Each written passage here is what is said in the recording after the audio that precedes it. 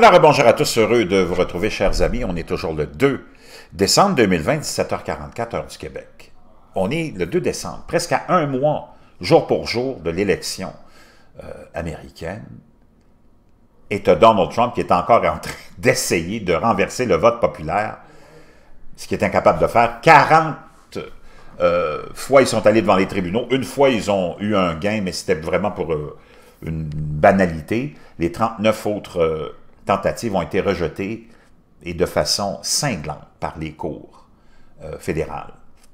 Il n'y a aucune porte de sortie pour Donald Trump, qui est incapable d'accepter sa défaite, et c'est vraiment dégradant. Il est en train d'appliquer la politique de la terre brûlée, puis je vous l'avais dit.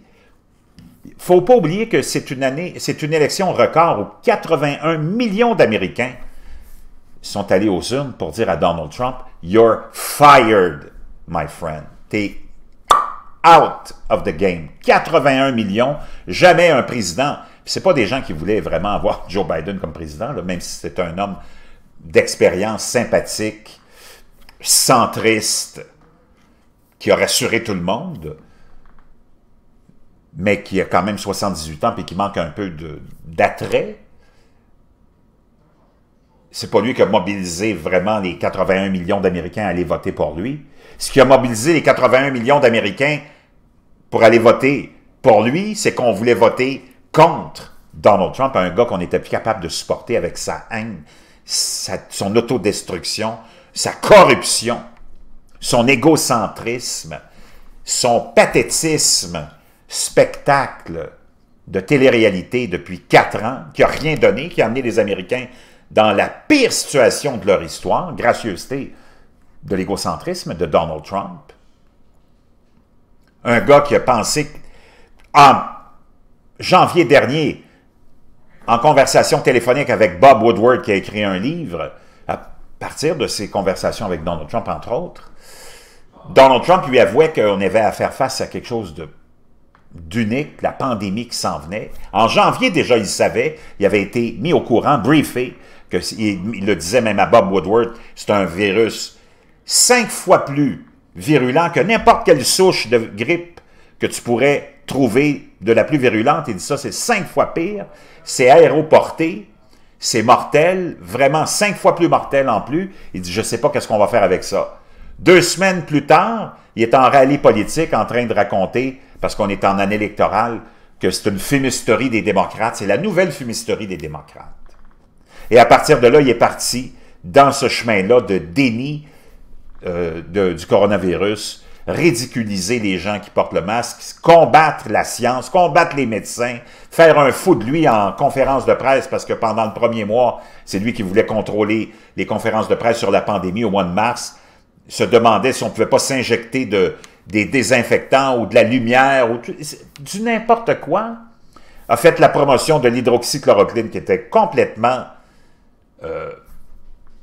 hors contexte. Ça n'avait rien à voir avec le coronavirus, c'est une maladie, c'est un médicament qui a été conçu il y a une 60aine d'années pour le paludisme, entre autres, et d'autres maladies, qui n'ont rien à voir avec le coronavirus. Parce que tu as un médecin français qui avait prétendu, encore là, sans preuve, sans rien, du n'importe quoi, puis du n'importe quoi, il y en a eu dans cette dernière année à propos de la pandémie. Hein, toutes sortes de gens qui sont improvisés, virologues, médecins, spécialistes, qui n'ont rien à voir avec la maladie, qui ne sont même pas sur le terrain, mais qui veulent se faire une réputation, puis attirer du monde, puis attirer l'attention, qui ont raconté n'importe quoi. Tout le monde s'est improvisé, virologue, médecin, témoin d'hôpitaux vides, puis de tout ce que tu peux imaginer de grotesque, tu l'as vu. Et Donald Trump a été à la tête de ce grand mouvement mondial de gens grotesques et franchement dangereux. Et tout au long de l'année, Donald Trump a menti aux Américains, a rien fait de façon nationale pour gérer cette pandémie qui a fait maintenant, qui fait que 3000 Américains depuis une semaine meurent à tous les jours. 3000. C'est un Américain à toutes les 3 ou 4 ou 5 secondes qui meurt. Ils sont rendus à plus de 260 000 morts. 100 000 personnes sont dans les soins intensifs en ce moment dans les hôpitaux aux États-Unis. Et on s'attend à voir ce chiffre-là augmenter encore plus. Et Donald Trump, qui parle même pas des victimes, qui n'a aucune empathie pour qui que ce soit, sauf lui-même. Vraiment dégradant, ce gros bonhomme orange, ce gros orang-outan. Et en plus, qui amène le pays dans sa chute totale. Depuis un mois, refuse de reconnaître la victoire de Joe Biden, accuse le FBI, le département de la justice, tout le monde, il accuse même le Père Noël d'être dans le coup, les lutins, dans un grand coup fomenté pour le battre, une élection frauduleuse comme il n'y en a jamais eu, c'est complètement démagogique, c'est mensonger. Même William Barr, hier, dans une entrevue avec l'Associated Press que je vous ai partagée, a affirmé qu'il n'y avait aucune preuve de quelque fraude systémique que ce soit. Ça, c'est son homme en plus. Le FBI était sorti avec aussi des dénis de tout ce que tu peux imaginer. Tous les républicains de l'ensemble des États, dont la Géorgie, on dit, ben voyons donc, de quoi ils parlent? C'est une élection qu'on a surveillée. Il dit, pensez-vous qu'en tant que républicain, on ne surveillerait pas ce qui se passe? Il n'y a pas de fraude massive. Donald Trump était capable d'accepter que 81 millions, c'est record, ça. On n'a jamais vu ça. 81 millions d'Américains sont allés lui dire « You're fired ». Parce que assez, c'est assez. D'abord, c'est une disgrâce internationale pour les Américains. Ils ont honte à chaque fois qu'il s'en va à l'extérieur parce qu'il prend chaque occasion pour en faire un rallye politique puis tourner tout autour de lui et se vanter, comme c'est pas possible, une prétention. Les Américains sont redevenus les gens détestables qu'ils étaient via Donald Trump et eux autres, ils veulent plus être associés à ça. Parce que avec les 8 années de Barack Obama, les Américains étaient redevenus aimables. Les gens recommençaient à aimer les Américains. Chose qu'on avait perdue aussi sous George W. Bush à cause de ses guerres contre l'Irak. Mais George W. Bush n'avait pas l'arrogance de Donald Trump. C'est deux types complètement différents. Donc, au niveau international, une honte, une disgrâce. C'est déshonorant.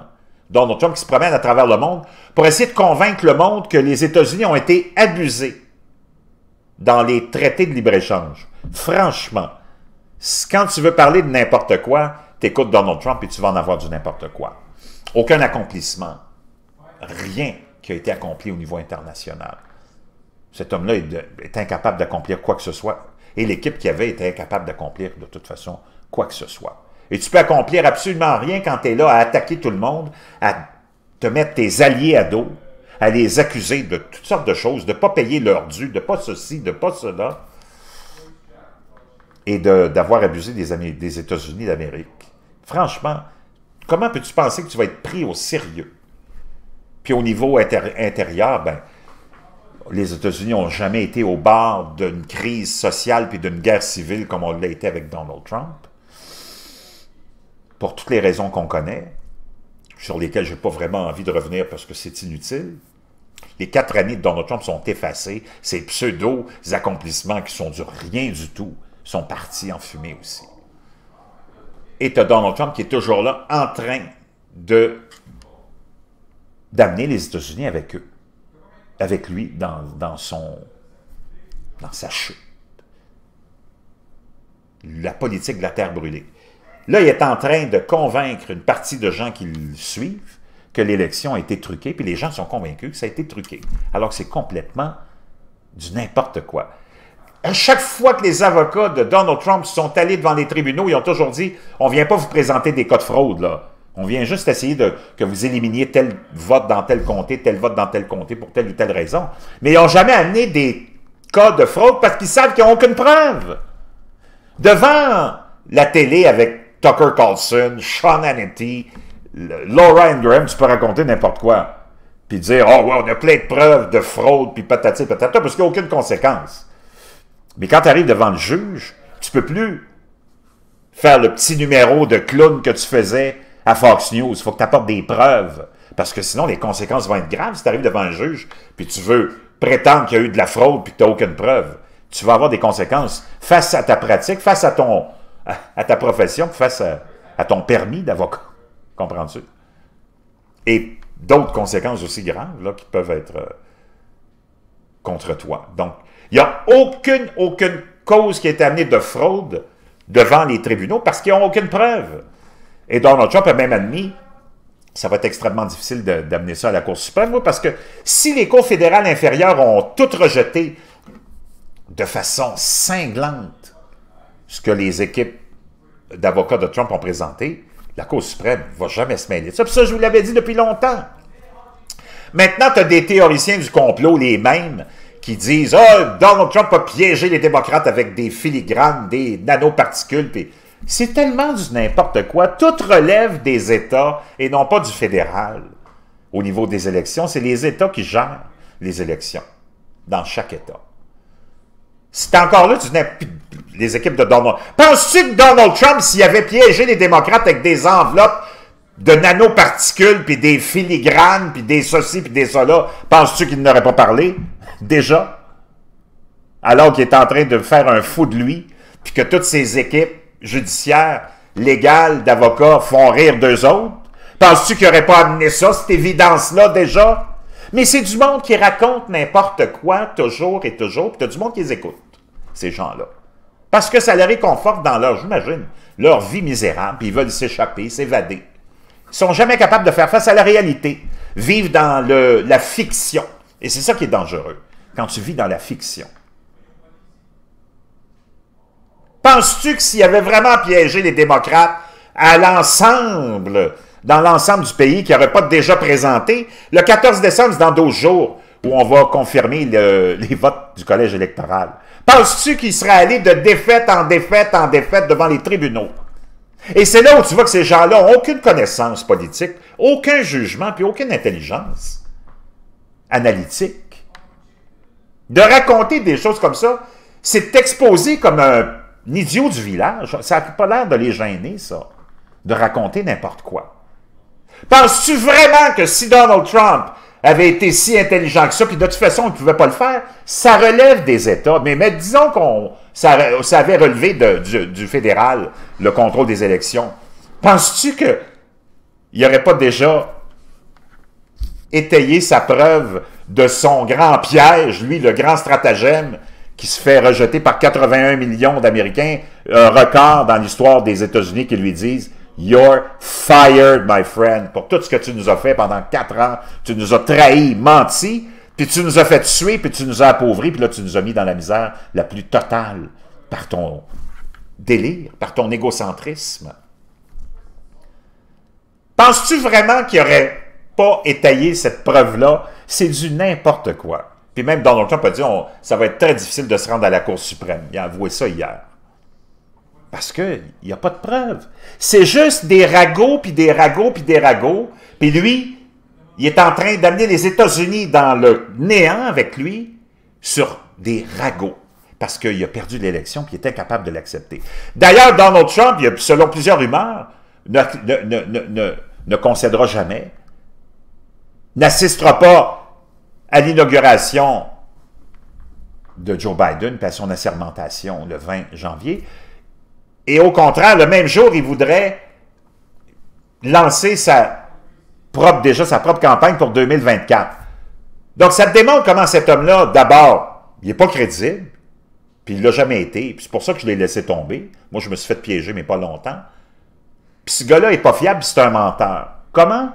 Si le système, alors que lui est président depuis 4 ans, c'est lui qui contrôle la justice, le FBI, c'est lui qui a nommé tout le monde. Il a nommé Christopher Wray, il a nommé William Barr.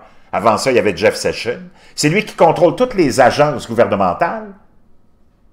Puis là, il nous dit qu'en 2020, l'élection qui était sous son contrôle à lui est frauduleuse, puis qu'on ne peut pas faire confiance au système. Comment est-ce qu'en 2024, ça sera plus frauduleux, puis que ça sera fiable, alors que c'est Joe Biden puis les démocrates qui seront au gouvernement puis qui contrôleront toutes les agences gouvernementales, le département de la justice, le FBI puis la CIA.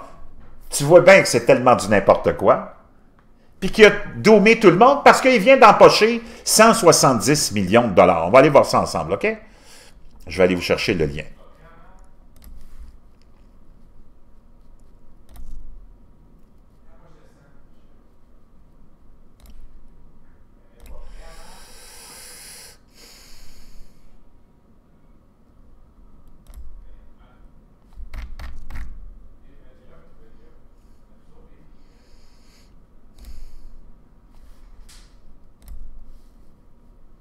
Donc, j'ai le lien, bougez pas. Donald Trump lève 170 millions de dollars alors qu'il nie sa défaite et regarde vers l'avenir. Ça nous vient de DNYUZ. Le président Donald Trump a collecté environ 170 millions de dollars depuis le jour du scrutin, alors que son opération de campagne a continué à solliciter de manière agressive des dons avec des appels exagérés qui ont financé ses tentatives infructueuses de renverser l'élection et qui ont semé ses ambitions politique post-présidentielle selon une personne familière avec le sujet. 170 millions de dollars, mon ami. Apparemment, les gens reçoivent, tous ceux qui sont abonnés à tous ces réseaux à lui, ils reçoivent des dizaines de courriels à chaque jour pour donner et donner de l'argent. Donc, si en 2020, quand Donald Trump, depuis 4 ans, est au contrôle de tout le gouvernement américain, de toutes les agences gouvernementales, puis qui est victime d'une fraude, comment est-ce qu'en 2024, quand Joe Biden aura été là 4 ans, les démocrates, 4 ans qui auront contrôlé toutes les agences gouvernementales, justice, CIA, FBI, comment est-ce qu'ils pourraient espérer gagner? C'est tellement du n'importe quoi. Ce gars-là, c'est tellement du n'importe quoi. Mais c'est tellement triste qu'il y ait autant de gens qui aient été piégés, moi le premier, mais je ne suis pas américain, donc c'est plus ou moins grave. Mais continue à le supporter. C'est gênant. C'est vraiment gênant. Et en conclusion, je vais vous... Et là, c'est là que tu vois que c'est vraiment la fin pour Donald Trump. Il ne peut pas renverser le vœu et le souhait de 81 millions d'Américains, OK? Puis tout a été légal. Il y a toujours des petites histoires de fraude, une à gauche puis à droite. C'est anecdotique. Il y en a toujours eu, puis il y en aura toujours eu. Il y en a eu en 2016, il y en a eu avant, puis il y en aura toujours.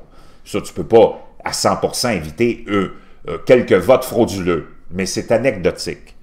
Mais tu as Mitch McConnell, le président de la Chambre haute du Sénat américain, qui est encore sous contrôle pour l'instant des républicains, qui a avoué qu'il y aurait une administration nouvelle.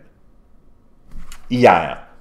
Et ça vient de dire qu'il n'est pas capable de l'avouer publiquement parce qu'il a peur des répercussions, parce que là, on a l'élection en Géorgie, puis il ne veut pas déplaire à l'électorat en contredisant Donald Trump en le mettant, mais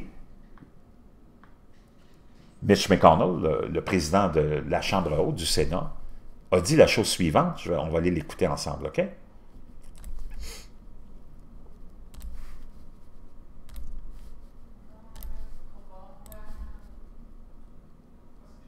Donc, Mitch McConnell, hier, quand on était en train de négocier pour essayer de trouver un autre stimulus, un plan pour venir en aide à ceux qui sont dans le collimateur de l'économie en ce moment avec la pandémie, voici ce qu'il avait à dire. Et je vais vous le traduire, je vais vous le laisser. Ben là, je vous mets la partie, parce que c'est long, là, mais je vous mets la partie où il a dit la chose suivante.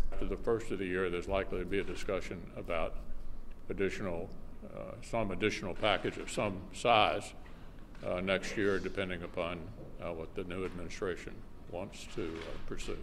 Oh! Il dit là, on est en pleine négociation. Le premier de l'année prochaine, on va avoir sûrement des discussions, encore des discussions, puis on va essayer de trouver une façon de s'entendre. Mais il dit, on verra bien ce que la nouvelle administration veut poursuivre. On va le réécouter. C'est sorti du coin de la bouche, puis il n'y a pas... Tu sais, c'est une façon de concéder, mais là, il vient de dire, il y a une nouvelle administration qui s'en vient, que tu le veuilles ou non. Écoute bien ça. Oh.